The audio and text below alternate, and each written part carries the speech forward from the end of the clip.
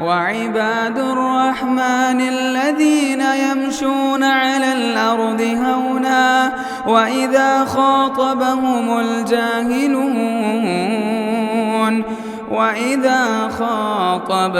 الجاهلون قالوا سلاما. السلام علیکم ورحمۃ اللہ وبرکاتہ. الحمد للہ رب العالمین والصلاة والسلام على سید الانبیاء والمرسلین نبینا محمد وعلى آلہ وصحبہ اجمعین. اما بعد، یقول اللہ سبحانہ وتعالی ومن الناس من يقول آمنا باللہ وبالیوم الآخر وما هم بمؤمنین. اللہ سبحانہ وتعالی کا ارشاد ہے کہ بہت سارے لوگ یہ کہتے ہیں کہ ہم اللہ پر اور آخرت کے دن پر ایمان لائے، اور اللہ کہتا ہے کہ وہ ایمان والے نہیں ہیں.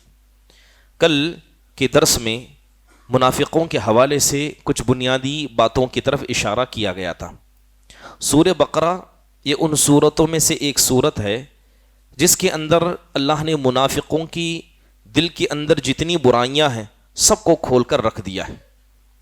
اب بات اگر منافقین کی جائے، سب سے پہلی بات، منافق کہا کسے جاتا ہے؟ عربی میں لفظ نفق کہتے ہیں اس بل کو یا اس سوراخ کو زمین میں جو کھودا جاتا ہے. لہذا بعض روایتوں کے اندر یعنی بعض علماء کے اعتبار سے نفق اس سوراخ کو کہتے ہیں جس کا منہ ایک ہو لیکن راستے انیک ہوں. اس لیے چوہے کا جو بل ہے اس کو بھی نفاق کہا جاتا ہے، کیونکہ اس کا راستہ ایک ہے لیکن اندر جانے کے راستے کئی سارے ہیں. منافق بھی ایسا ہی ہوتا ہے، لوگوں کے سامنے اپنی اچھائیوں کو دکھاتا ہے، دل کے اندر وہ برائیوں کو رکھتا ہے. لوگوں کے سامنے اچھا ہے، تنہائی میں جانے کے بعد ساری برائیوں کو نکالتا ہے. بعض علماء نے کہا کہ انسان زبان سے اچھا بنے لیکن اعمال سے اچھا نہ ہو، اس کو منافق کہا گیا. بعض لوگوں نے کہا کہ خیر کا اظہار کرنا، دل میں برائی کو دبا کر رکھنا، یہ بھی نفاق ہے. نفاق دو طریقے کا ہوتا ہے. ایک نفاق جس کو نفاق اعتقادی کہا جاتا ہے، یہ نفاق یہ کفر کے برابر ہے، انسان اس کی وجہ سے کفر کے دروازے تک پہنچ جاتا ہے. ایک نفاق جسے نفاق عملی کہا جاتا ہے، اس کی وجہ سے انسان کبیرہ گناہوں کو انجام دیتا ہے اور یہ انسان کو شرک تک لے جاتا ہے. پہلا نفاق جو کفر ہے وہ نفاق ہے جو اصل ایمان میں ہے، یعنی آدمی مسلمان ہو دکھانے کے لیے، جیسے کہ نبی صلی اللہ علیہ وسلم کے زمانے میں منافقین کا حال تھا. وہ مسلمان ہوئے تھے تاکہ مسلمانوں کو جو اسلامی حکومت سے فائدے ہوتے ہیں انہیں حاصل کرنا ہے، اور کافر اور مشرک مسلمانوں سے جو نقصان اٹھانے والے ہیں اس سے بچنا ہے. لہذا اس کو نفاق اعتقادی کہا جاتا ہے. بات اگر نفاق کی کریں خصوصی طور پر ان منافقین کی جو جناب محمد الرسول اللہ صلی اللہ علیہ وسلم کے زمانے میں تھے، تو اللہ تعالیٰ نے ان کی بہت ساری برائیاں بیان کی ہیں. ان برائیوں کو بتانے کا مقصد یہ ہے کہ اگر کوئی آدمی ظاہر میں مسلمان ہے لیکن یہ برائیاں اگر اس کے اندر ہیں تو آپ کو سمجھ لینا چاہیے کہ وہ منافق ہے. وہ بھی کیسا؟ معمولی نہیں بلکہ کفر کے درجے تک پہنچنے والا.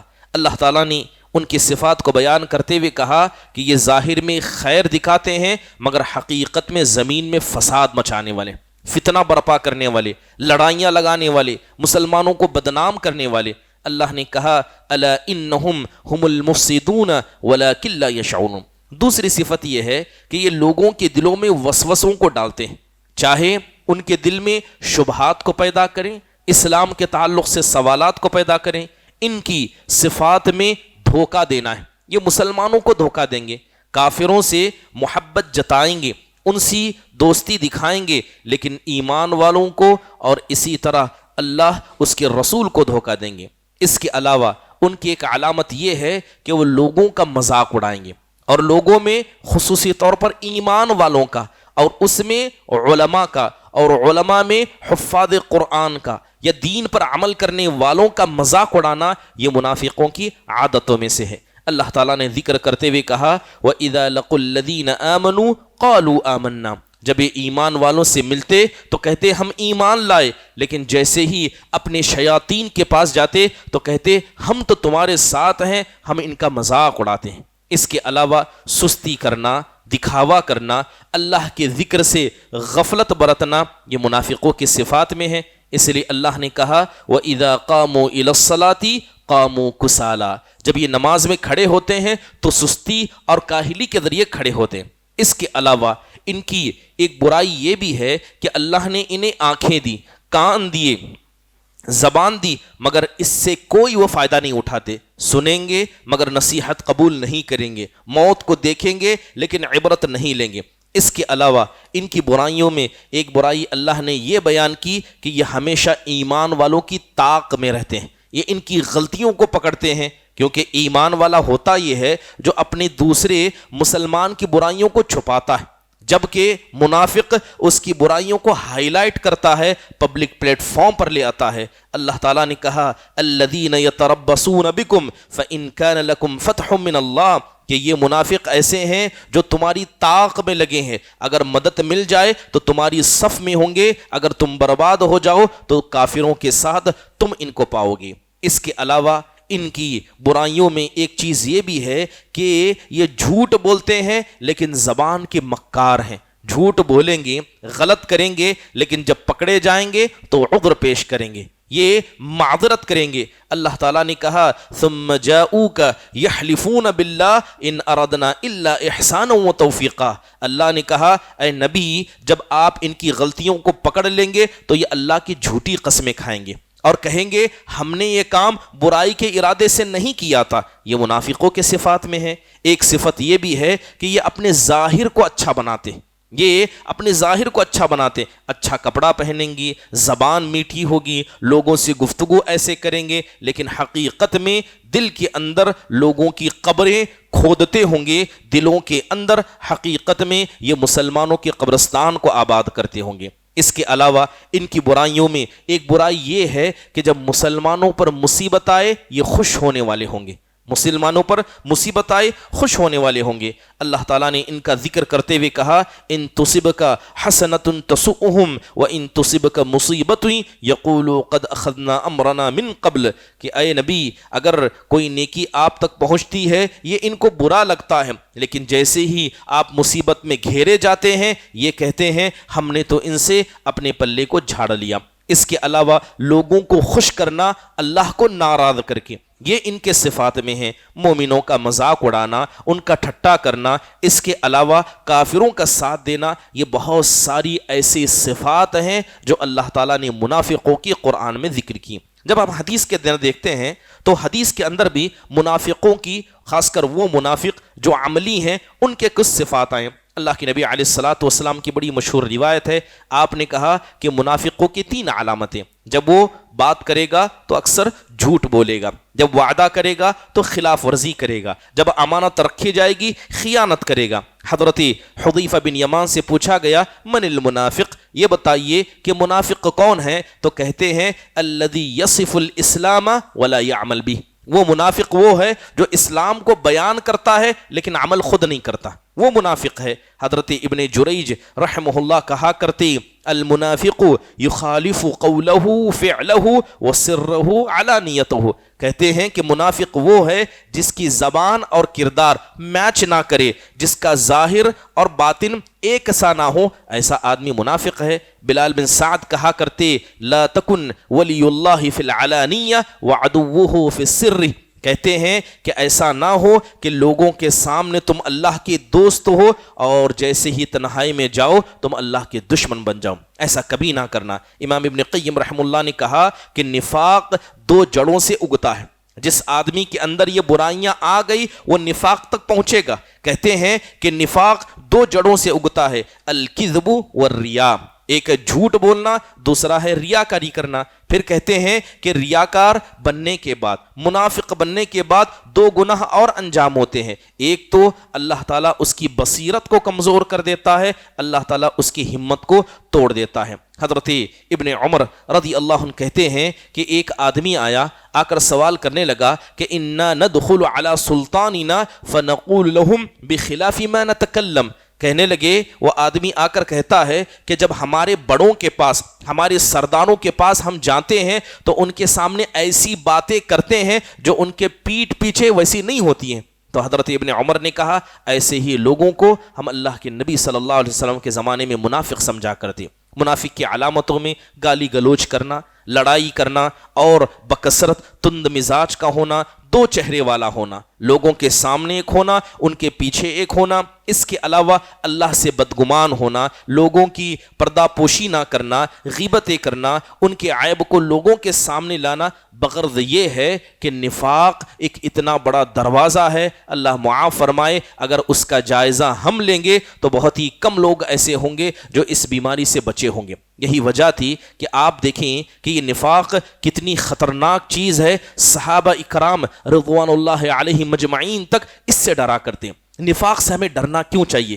علماء نے کہا کہ النفاق بریدۃ الکفر، کہ نفاق یہ ایسی جگہ ہے جہاں سے سیدھے انسان کفر تک پہنچتا ہے. بعض گناہ ایسے ہیں جسے آپ کریں گے تو آپ شرک تک پہنچیں گے، بعض گناہ ایسے ہیں کہ چھوٹا ہے تو کبیرہ تک پہنچائے گا، لیکن نفاق ایک ایسا گناہ ہے کہ انسان سیدھے اللہ کی کفر تک پہنچ جاتا ہے. اس لیے علماء اکرام نے نفاق سے بچنے کا حکم دیا ہے. محترم حاضرین، ام سلمہ رضی اللہ عنہا کی بڑی مشہور روایت ہے. وہ کہتے ہیں کہ ایک مرتبہ انہوں نے حدیث بیان کی. اللہ کے نبی نے کہا ان من اصحابی من لا یرانی بعد ان افارقہم. اللہ کے نبی نے حدیث بیان کرتے ہوئے کہا کہ میرے ساتھیوں میں کچھ ایسے ساتھی ہوں گے کہ جب میں دنیا سے چلا جاؤں گا میری ان سے دوبارہ کبھی ملاقات نہیں ہوگی، وہ دوبارہ مجھے کہیں نہیں دیکھیں گے. جب یہ حدیث حضرت عمر نے سنی، حضرت ام سلمہ رضی اللہ عنہا کے پاس آئے اور رونے لگے اور کہنے لگے باللہ انا منہم، اے میری ماں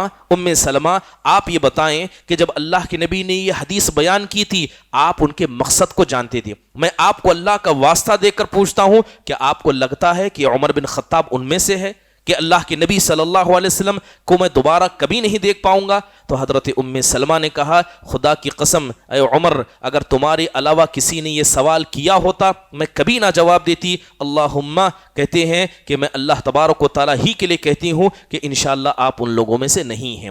حضرت عمر بن خطاب رضی اللہ عنہ جیسی شخصیت جب نفاق سے ڈرے، اللہ کے عذاب سے ڈرے، جبکہ یہ روایت اللہ کے نبی نے منافقوں کے بارے میں کہی، لیکن ڈرنا ہر انسان کے ایمان کا حصہ ہے. محترم حاضرین، یہ انسان کا ایمان کا کمال ہے.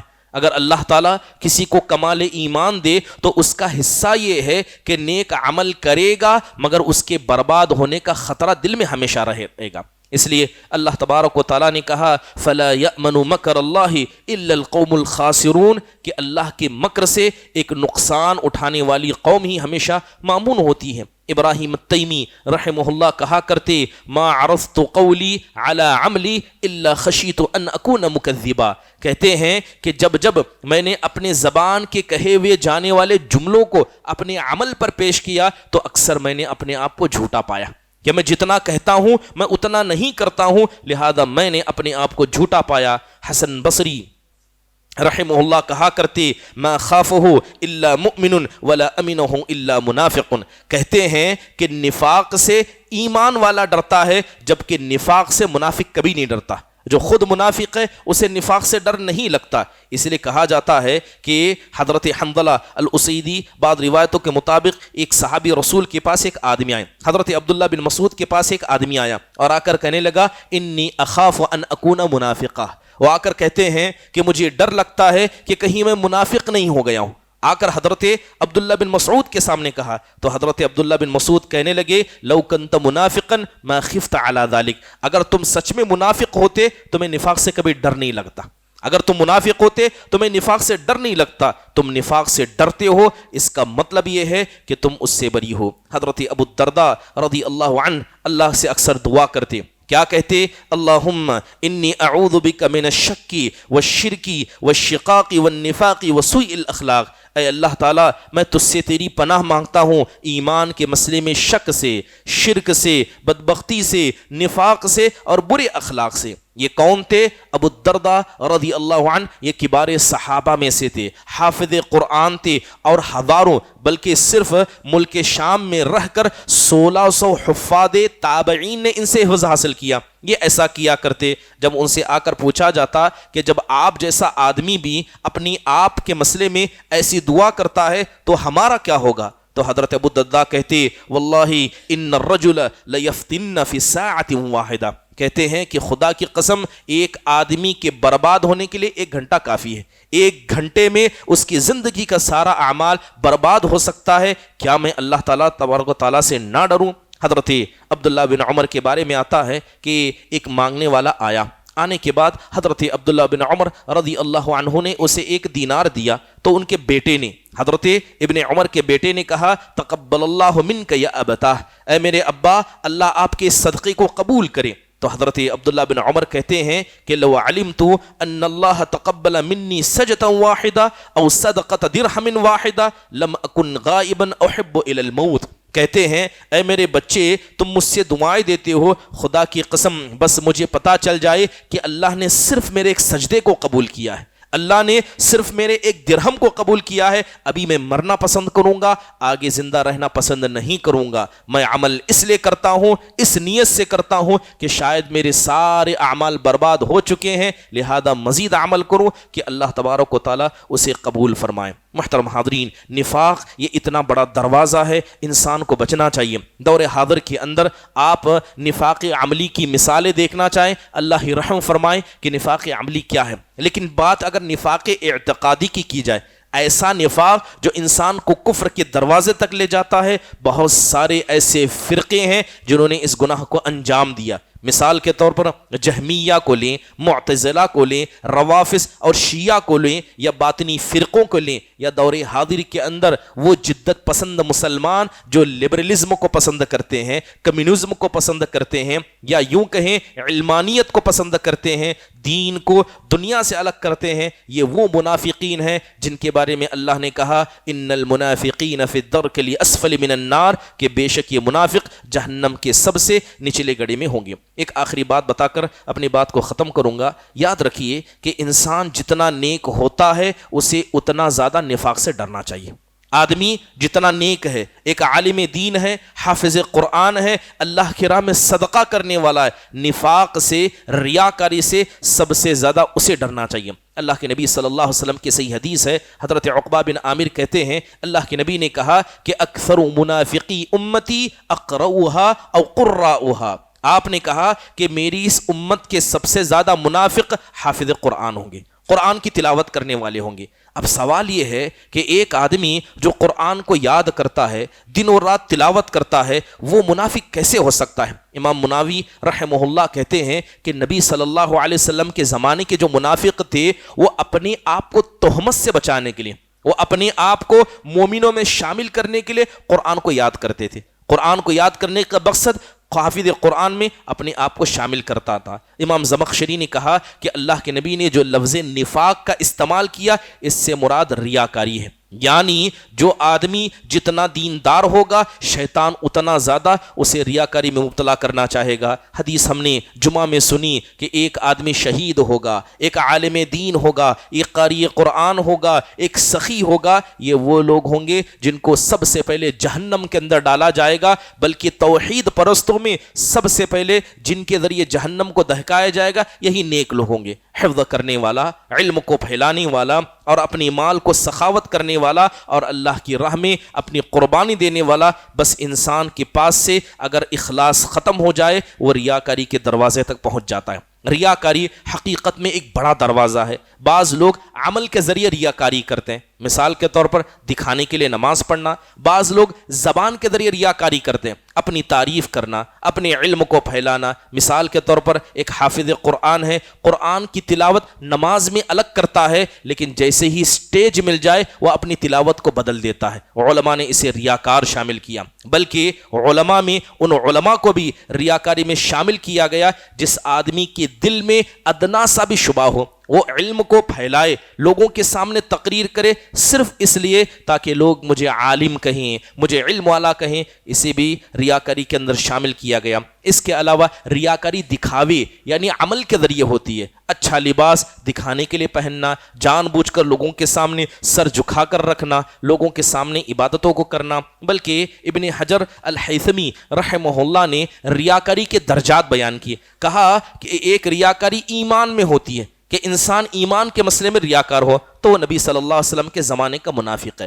ایک آدمی واجبی عبادت میں ریاکار ہے لوگوں میں رہتا ہے تو 5 وقتہ نمازوں کو پڑھتا ہے، لیکن جیسے ہی تنہائی میں جاتا ہے واجبات کو چھوڑ دیتا ہے، تو یہ واجبات کے مسئلے میں ریاکار ہے۔ ایک نوافل کے مسئلے میں ریاکار ہے، رمضان کے مہینے میں قیام اللیل کرتا ہے لیکن عام دنوں میں قیام اللیل نہیں کرتا ہے، تو ابن حجر الہیثمی نے ایسے آدمی کو نوافل کے مسئلے میں ریاکار قرار دیا۔ ایک آدمی عبادت کے وصف میں ریاکار ہوتا ہے، لوگوں کے سامنے آئے اچھی نماز پڑھتا ہے، رکوع کو صحیح کرتا ہے، خشوع و خضوع لاتا ہے، اس کے ارکان کو ادا کرتا ہے، تنہا نماز پڑھے تو اس کا سجدہ، اس کا رکوع، اس کی قرات اسے معلوم نہیں، بالکل لا ابالی انداز سے پڑھتا ہے، تو اسے عبادت کے وصف میں ریاکار کہا گیا۔ محترم حاضرین، لہذا ضروری ہے کہ اس وقت میں انسان ایسے اعمال سے جو بچے، خصوصی طور پر ریاکاری کے حوالے سے جو انسان کے ایمان کو لگ جاتی ہے، انسان اس سے بچ نہیں پاتا ہے۔ دور حاضر کے اندر ریاکاری کی بے شمار مثالیں پائی جاتی ہیں۔ اللہ تعالیٰ سے دعا ہے کہ اللہ تبارک و تعالیٰ اس نفاق کی خطرناکی کو سمجھ کر اس نفاق کے بارے میں ہمیں مزید سمجھنے اور اس کے تمام اوصاف سے ہم سب کو بچ کر رہنے کی اللہ تعالیٰ توفیق نصیب فرمائے، آمین۔ اقول قولی هذا واستغفر الله لي ولكم ولسائر المسلمين من كل ذنب فاستغفروه انه هو الغفور الرحيم۔ جزاكم الله خير واحسن الله اليكم۔ السلام علیکم ورحمۃ اللہ وبرکاتہ۔ مسجد عباد الرحمن کے پلیٹ فارم سے ہونے والی دعوت و تبلیغ کے مشن کو آگے بڑھانے میں ہمارا بھرپور ساتھ دیں۔ علم و عمل سے ناطہ جوڑنے کے لیے اہل علم سے جڑیں۔ مسجد عباد الرحمن کے یوٹیوب چینل کو سبسکرائب کریں اور آگے شیئر کرنا ہرگز نہ بھولیں۔ فجزاکم اللہ خیرا۔